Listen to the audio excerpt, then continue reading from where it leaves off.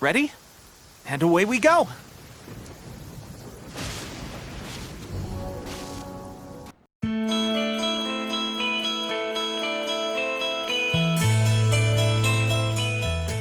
I declare that the trial regarding the magic show incident is now in session. Why, of course I do. Allow me to take the first shot and break this case wide open. Mr. Lenny is clearly lying. Huh? Allow me to use the words of the magician himself. You never know what can happen in the blink of an eye. Tell me, aren't you and Lynette actually from the House of the Hearth? The House of the Hearth?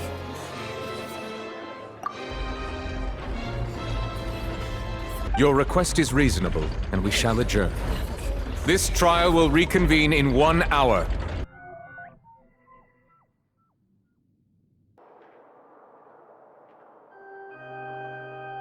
Both parties have returned to their positions.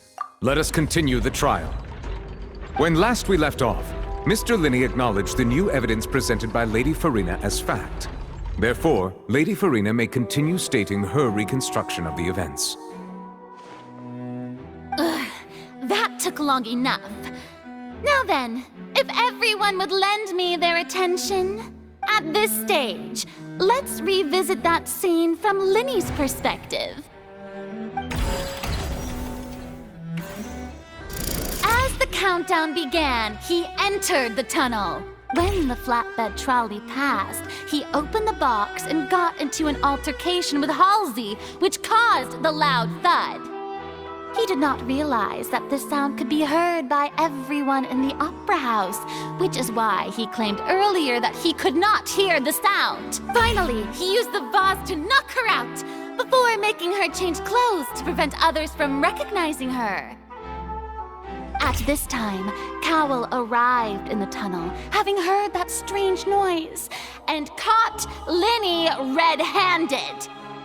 So Linny proceeded to knock him out too before stuffing him into that box. Afterward, Linny passed the unconscious Halsey to his accomplice through the magic box in the audience stands, before operating the devices such that Cowell's death would be ruled an accident. And there you have it. That's the truth behind what happened. Does the defendant's side have any objections to Lady Farina's description of The key to refuting Lady Farina is the order of events, what Linny experienced, and what he saw.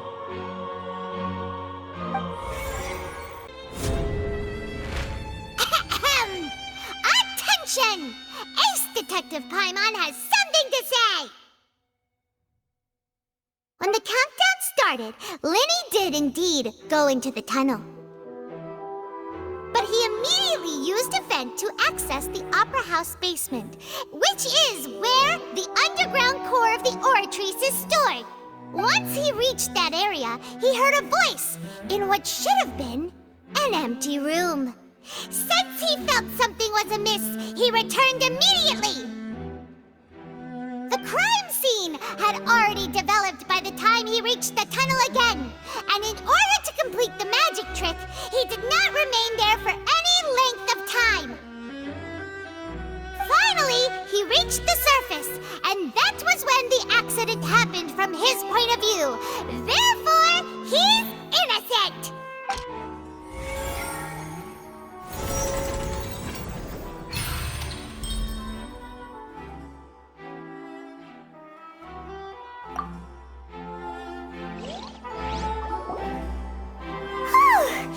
Paimon did it!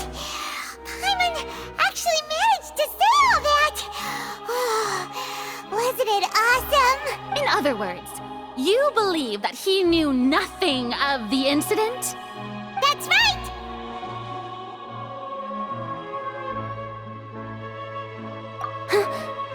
My reasoning?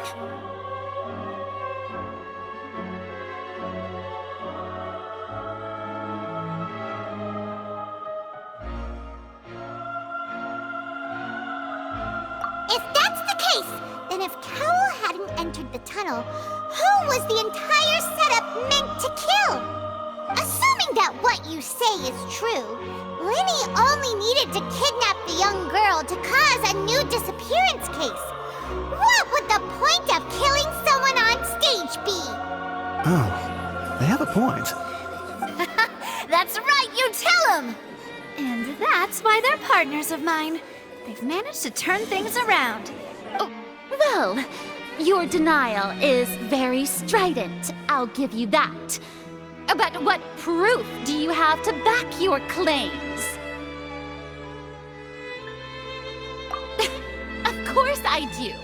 If he had been in the magic box the whole time, how could he have not heard that sound? Why do you ask? You're saying that he wasn't? That's right! Linny wasn't in the box or in the tunnel. That's why he didn't hear anything strange during the performance. This means that when the crime happened, Linny had already entered the basement via the vent. The same clue you used to disprove his alibi has now become the best proof! Well played. To think you'd use such logic. Well then, if it wasn't Linny who committed the crimes, then who was it?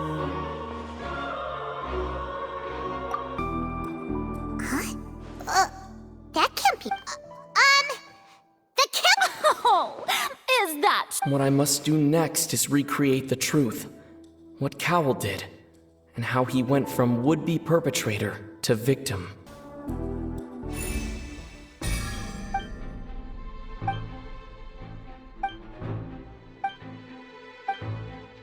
What's wrong, Traveler? Are you still having trouble figuring things out? I see how it is. So this was all just a bluff. And here I thought you had something to show for it. But it seems you're still far from the truth. Look, since we're at a dead end, why not consider a different track? Just like the trick as it transpired, the end result must have been utterly different from the magician's initial design. If only we knew how Halsey disappeared. Well, that would be nice, but the tunnel only has 3 exits, and none of them seem very likely. And it's not like this is a magic trick where you can just make a real live person disappear. You know, like you did from that water tank, Lynette.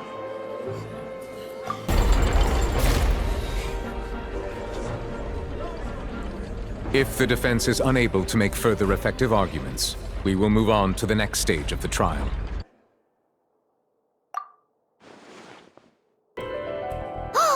Paimon gets it! It all comes together if Halsey disappeared instead of being kidnapped. Lynette escaped from the water tank, vanishing gradually and leaving only clothes behind. If there's a similar method where a person could be transformed into water... Oh, just a moment, please. I do hope you know how preposterous you sound at the How could a person ever be transformed into water? This is reality we're talking about here, not some magic trick.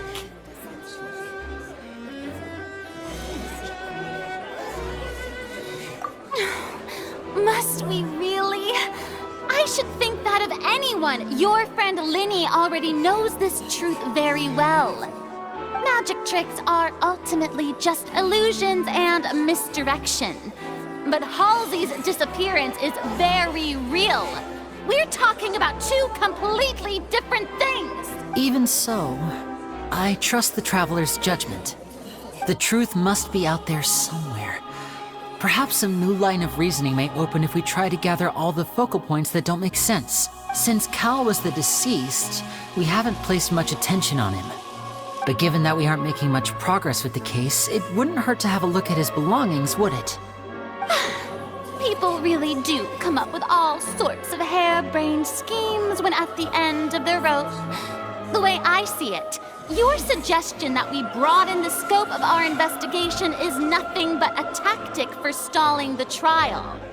Nevertheless, I believe that this is a reasonable request on the part of an attorney. Since the trial does indeed appear to be at an impasse, I believe that additional evidence may help us make more progress. Guards, please step into the lounge and examine the personal effects of the deceased, Cowell. We are still examining the items, but we have already made critical progress that we feel must be shared with everyone post-haste. We discovered several test tubes of fluid within Cowell's baggage, each labeled separately. The notebook in his backpack claims that these fluids are water from the primordial sea. The primordial sea. The note's contents also indicate that Cowell belonged to an organization that sells illegal drugs and that he had an accomplice. The notebook has many entries concerning safe usage of these fluids, in which the keyword dissolve appears many times. One of these tubes was labeled Opera Epiclese, along with yesterday's date. It is empty. The notes also state that these dissolution properties work exclusively on people from Fontaine. It's likely that Halsey was chosen as some sort of test subject. As such, we believe that the defense's hypothesis is, in fact, supported by sufficient evidence. You've got to be kidding! People dissolving into water? Could something so ridiculous actually be true? Wait a moment. This reminds me of a certain prophecy, but it's just a coincidence, isn't it? If people can become water, does that mean that the water tank's real use was as a means to hide water stains? And if Cowell was targeting that girl... Wait just a minute. Could that mean... You two, with me, quick! Demoiselle, wait! What about your partners? Let's go. Just trust me. Order! Order! It is undeniable that further examination of the deceased's personal effects has yielded some surprising results, but we cannot yet verify the veracity of these clues. Still, let us assume that these clues are indeed authentic, albeit with the understanding that Ms. Halsey has yet to be found. Guards, please continue examining the items along these lines. Mr. Linney, it appears your hypothesis is supported by the evidence, so please continue speaking. Of course. Thank you, Your Honor. If we uphold this hypothesis, I believe that many of this case's seemingly unrelated clues can be connected together. Right! Like the metal hook! That one didn't make sense at all. Let's think about this. Cowell's methods must have something to do with that water from the primordial sea.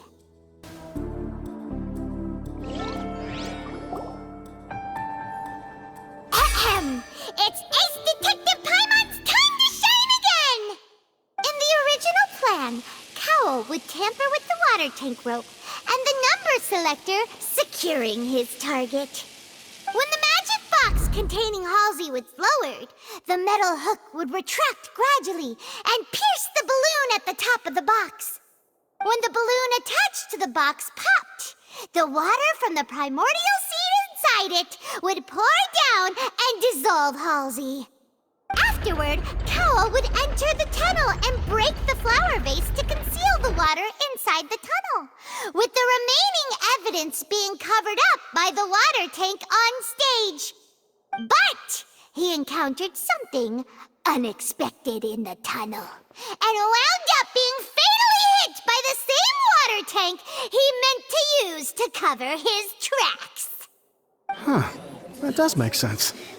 That actually links together a lot of the more confusing pieces of evidence.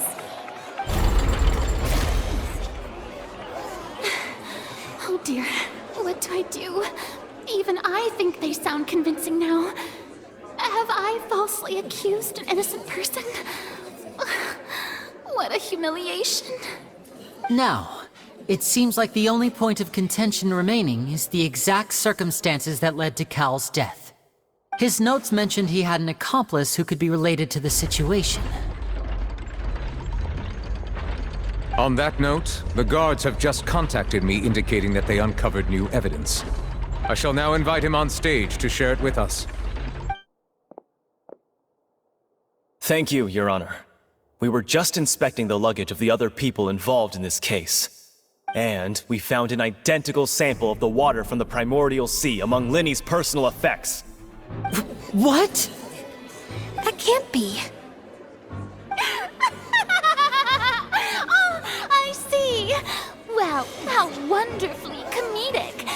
have your own counterattack only to come back and wound you. Does this not clear all doubt? My dear citizens, my loyal audience, allow me to present my reasoning and bring this performance to a swift close. Linny did not need to take part in the dissolution of the young woman at all. Indeed, he did leave the scene via the vent. Having made modifications to the props beforehand, his accomplice Cowl then caused Halsey to vanish using the water from the primordial sea. But upon his return, in cruel avarice, Linny desired sole credit and prepared to do away with his partner in crime. Ultimately, he knocked Cowl out, and the tool meant to cover the crime up also became a murder weapon. Now, as much as I regret having come to such a viciously straightforward conclusion, it does seem that the famed Fatui is quite the cold-blooded and ruthless organization. Am I right, Mr. Linny? We've used up all the evidence we collected. There's no way for us to make a rebuttal here. Is this the end of the road?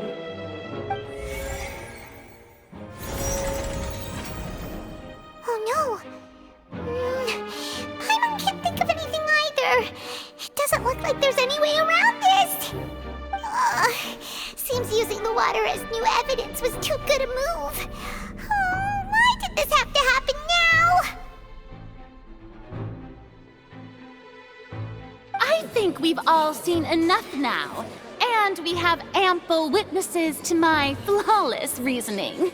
I believe this is indeed the finale. Now then, my good, noble Chief Justice, should we not, in your view, move... Excuse me, everyone, but I must interject. Miss, I must ask you not to shout, and to respect the ongoing legal proceedings. Oh, come on. Don't be hasty. I have a good reason for interrupting, you know. Now, would anyone here like to take a little break from all this debate and see a little magic? I'll show you an amazing trick. One that can bring a young woman who has disappeared back in the flesh, right before your very eyes. Please, do the honors, Mr. Linny, if you would be so kind. What in the world is she saying? No offense, miss, but miracles like that are beyond my scope as a magician. Come on now, don't be silly. Magic is all about misdirection, isn't it? It often conceals the truth while presenting a fascinating illusion. But once everyone believes the illusion, can't magic reveal the truth to them once again? And wouldn't such a trick be the most marvelous finale to today's performance? Come on, Linny and Lynette, give it another go. Don't worry, Spina di Rasula has made the necessary arrangements on your behalf. But as the magic makers and stars of the show, I think I should leave the final performance to you. I understand.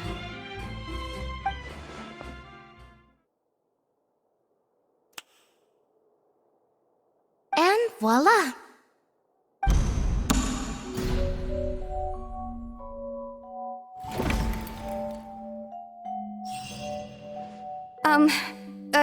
Sorry for the interruption.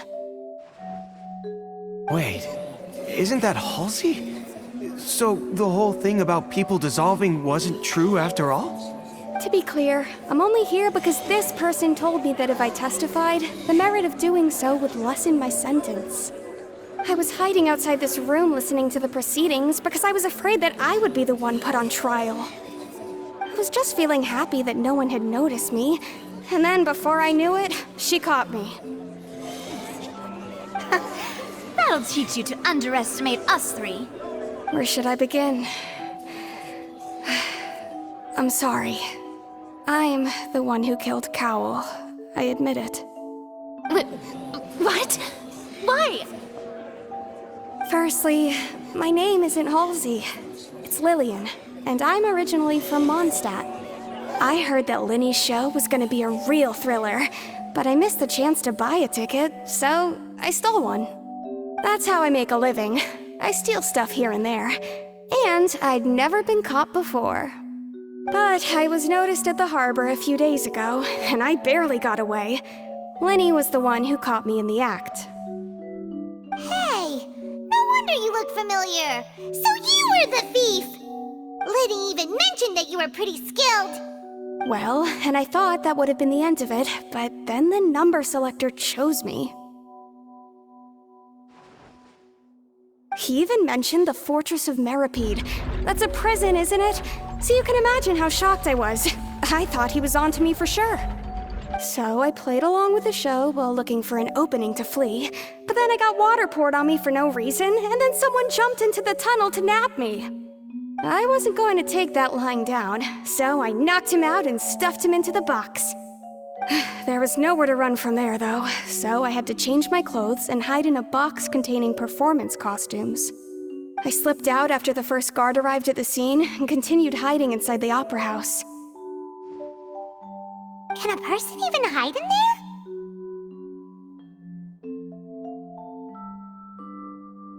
But I swear I didn't know that the water tank would fall down. Really, I swear it.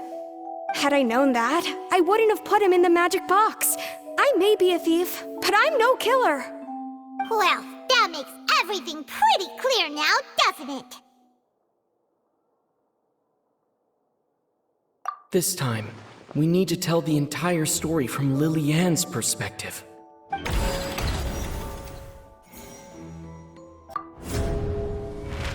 And it's Ace Detective Paimon time!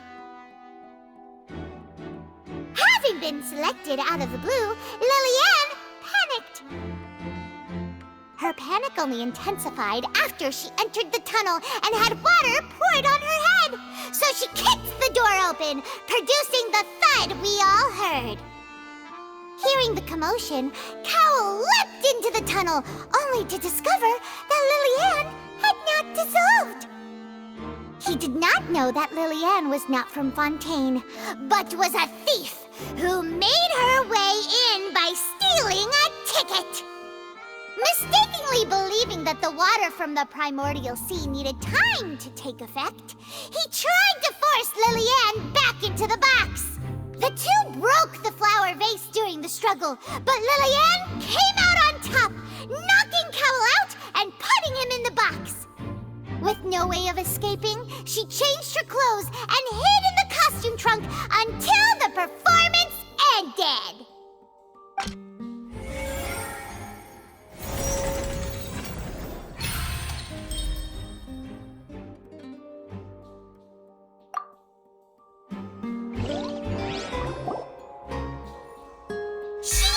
That she would have to go through guard inspection if she tried to leave afterward. So, she has been trapped in the Opera House these last 2 days. She had already become desperately hungry by the time we were chatting over macarons. So, she swiped 2 of them right under our noses.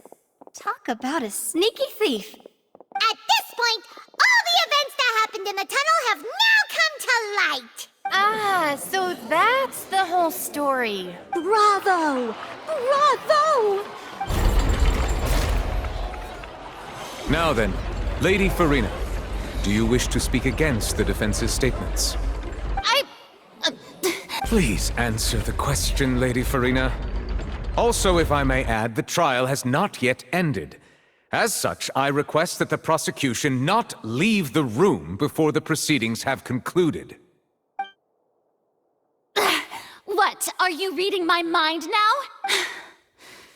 No, I have no further arguments. I admit defeat. But really, could you at least have left me with some dignity? Wow, look at that! She's like a deflated balloon now! If there are no objections, then as the Chief Justice of Fontaine, I shall once again repeat the full sequence of events. The actual perpetrator of the serial disappearances, Cowl, selected his next victim from the audience reservation list. With some modifications to the selector, he could ensure that the pre-selected young woman would be chosen. To cover up any evidence while committing the deed, Cowell thought of allowing the water tank to fall, which would conceal the water left behind after the young woman was dissolved. He also tampered with the rope suspending the water tank, using the fireworks at the end of the performance to cause the tank to drop and hide the watermarks. He poured the water from the primordial sea into a balloon during the preparation of the magic box and stuck it to the box's lid. Finally, he passed the prepared hook on a rope through the gap in the magic box's door when bringing the young woman to said box. When the magic trick officially began, the box containing the woman was lowered into the tunnel, tightening the hook rope and bursting the balloon containing the water. If all had gone to plan, the young woman would be dissolved at this time. However, Lillian was not from Fontaine and thus fled the box with a loud noise. Realizing that there was trouble, Cowell entered the tunnel and met Lillian. Thinking that the waters had not yet taken effect, he decided to proceed. However, his opponent was more capable than he thought, and he was overcome, knocked unconscious, and placed into the magic box, and thus became his own final victim. Lillian, according to her own statements, then changed clothes and hid until the performance ended, before hiding in other parts of the opera house. As for Linny, he was in the underground structures within the opera house, and was thus ignorant of these happenings. From this reconstruction of events, we can conclude that Linny, the accused, is in fact innocent. While there is much in Linny and Lillian's conduct that should still be investigated separately, this case, at least, can be handed over to the Oratrice to make the final decision.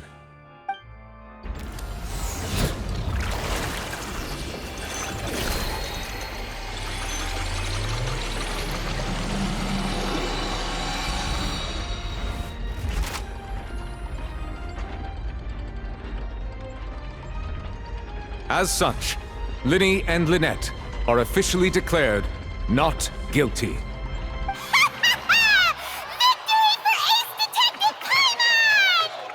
Great work, partners. Thank you all. Thank you so much.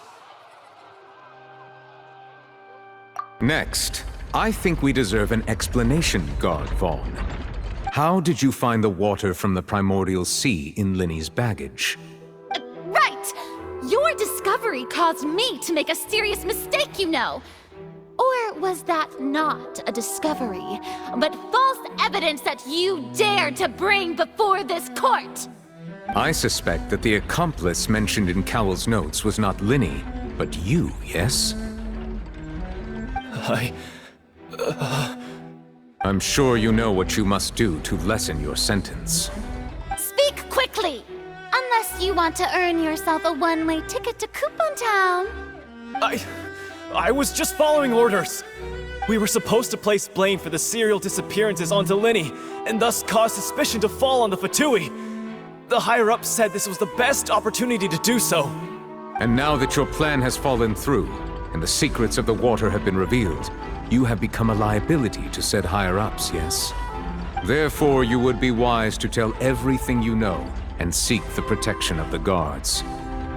Yes, I'll tell you everything I know. Our boss discovered that the water can cause people to dissolve. It can also be made into a potion, which when extremely diluted, can cause people to experience unforgettable exhilaration. We've been in this business for a while now, and have made decent more off it. The disappearances were also the boss's idea. I mean, this is the boss we're talking about.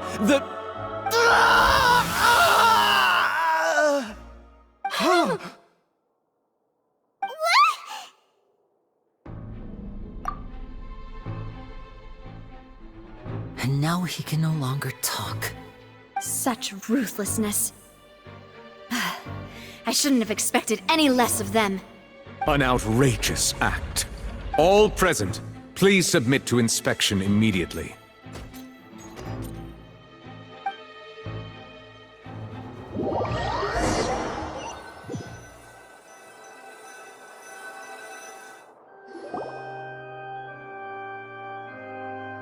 So, we're just going back now?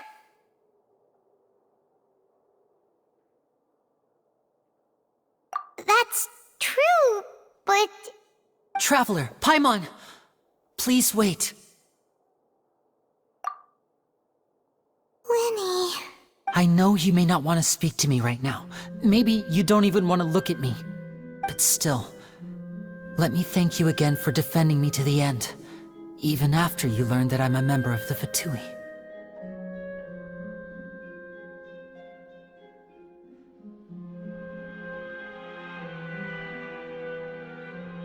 I guess. But regardless, I'd like the opportunity to set things straight. I didn't approach you with any ulterior motives or ill intent. I've spoken to you as myself, just plain Linny this entire time. As for why I'm a Fatus, it's because the goals of the House of the Hearth align with those of an orphan like me. That's all. That was how Father, who you might know as the Knave, approached recruiting us back then too. The Knave? The one who controls the House of the Hearth? She's your father? That's right. And since we're here, I was wondering, would you mind hearing a story? It's about my past.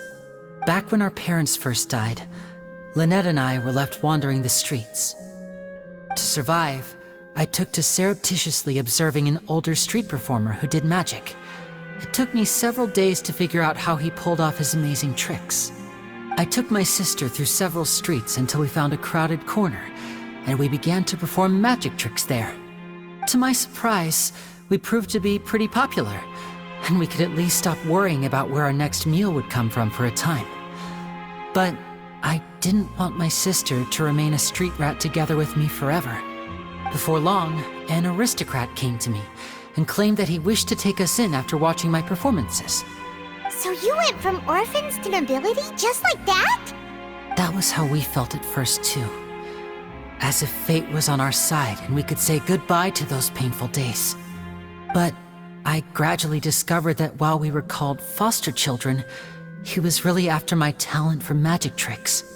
He would constantly take me to all sorts of banquets to garner attention, which he would then use to expand his social circles. That doesn't seem too bad either. Better than roaming the streets at any rate.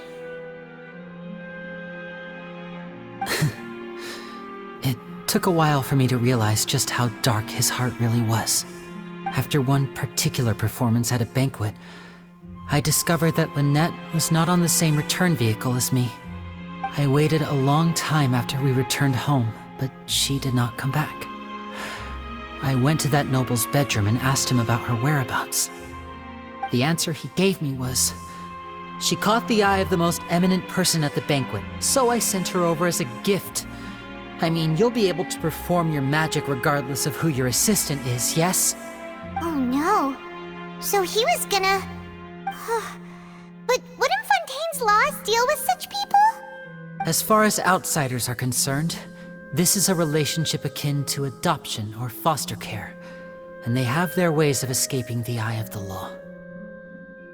I managed to ferret out the location of the mansion of that so-called eminent person and hurried through the night. But by the time I leaped over the walls, avoided the guards, and made my way in, all I saw was the moonlit ground covered in blood, and the knave standing there in the darkness. So, she'd already taken care of that guy. That's right. She had rescued my sister before she could come to any harm, and had even discovered several girls hidden in a basement, all of them orphans. Father, the knave, might have seen something in me, and so she made me an offer. The House of the Hearth welcomes you, for your interests align with ours.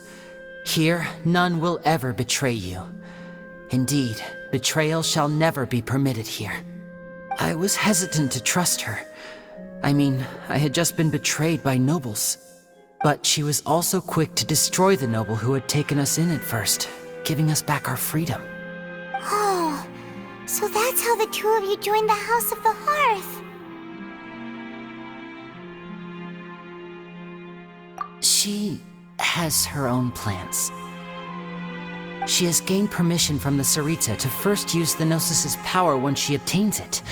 She plans to use it to find a way to break the prophecy and save Fontaine. So, she believes in that prophecy too? That's right. The whole House of the Hearth is currently working to combat that crisis.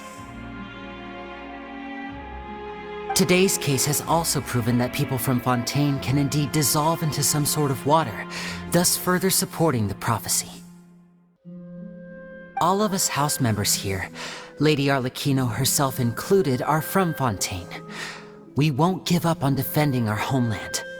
To us orphans, the only connection we have left to this world, apart from our family, is our homeland. So, from small deeds like distributing magic pockets to huge schemes like stealing a Gnosis, everything is aimed at dealing with that prophecy. It's all right. I understand. The only thing I can do is relate all this to you. I just hope you can understand that even as a member of the House, I have never stopped making my own decisions, and that I believe what I'm doing is right. If you should need anything at all in the future, feel free to find me. I will do my best to help you, as plain Linny.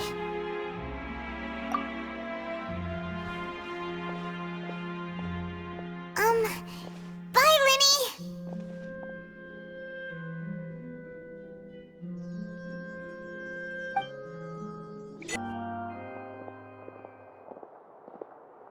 Hey there! What was with the disappearing act you pulled right as the trial ended? Were you looking for us, Navia? Well, this whole thing isn't exactly over, is it? I do feel that we're getting closer to solving the serial disappearances case, though. Don't you think so, too? Huh? What's wrong, my dear partner?